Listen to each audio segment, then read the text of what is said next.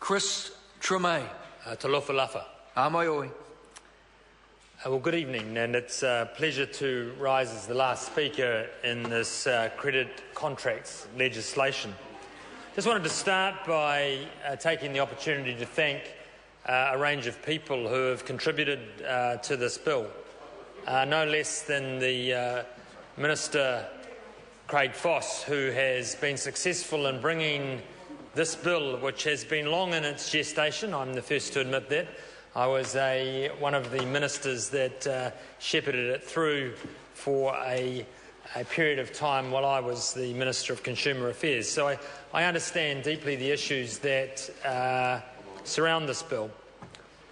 I want to thank Jonathan Young and the Deputy Chair Clayton Cosgrove, who have also shepherded this bill through the Select Committee, and all members of the Select Committee for their contribution to this bill. But most importantly, I wanted to thank the House and those members of the House that support this legislation tonight.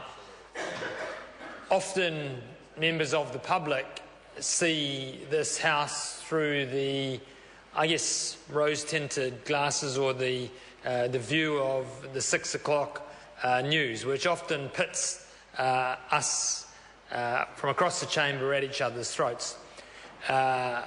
Actually, 65 to 70% of the legislation that passes through this House is supported by the two main parties, which, if you ask the general public that a particular statistic, they'd probably shake their heads and know, surely that can't be the case. Well, without putting the exact statistics, I suggest that it's around that level. And this bill is supported across the House, and so we thank the Labour Party for their support on this. I just wanted to highlight, also wanted to thank Sam Lotuiga, who has been a stalwart from this side. I know the opposition mentioned Carol Beaumont, but on this side of the House, Sam, Alfred, members of our Polynesian community have been stalwarts in supporting this legislation. They have been at the centre of the communities that have suffered from irresponsible lending. They know firsthand the impacts that it has on families and the difficulties that transpire as a result of irresponsible lending. So I just wanted to acknowledge those members of our caucus who have championed this legislation and got it to this point.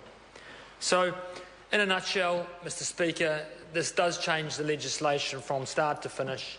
In my opinion, even though it has had a long gestation period, it does improve the situation. It does improve the position for those who are faced with difficult lending decisions, often in the lower socio-demographic communities in New Zealand. I think it is a huge step forward. I acknowledge the Minister for his progress, and those ministers before him have taken this path, and I commend the bill to the House. Thank you. I call the Honourable Member Ian Lees Galloway and ask, is this a split call?